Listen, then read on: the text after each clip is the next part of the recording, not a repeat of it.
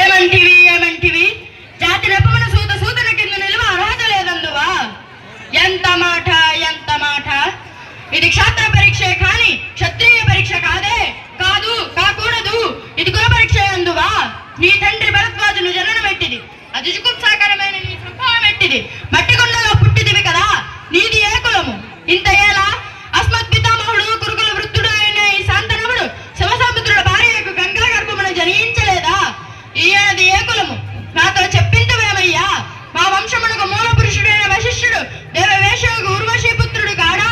అతడు పంచమ జాతి కన్యలకు అరుంధతి యందు శక్తిని, ఆ శక్తి చండాలాంగిని యందు పరాశరుని, ఆ పరాశరుడు కళ్ళపడిచిన మత్స్యగంధి యందు మా తాత వ్యాసుని, ఆ వ్యాసుడు విధవరాండైన మా పితామహి అంబికతో మా తండ్రిని, పినపితామహి అంబాలికతో పినతండ్రి పాండురాజును, మా ఇంటి దాసితో ధర్మ నిర్మాణధరుని మీచే కీర్తించబడుతున్నాం.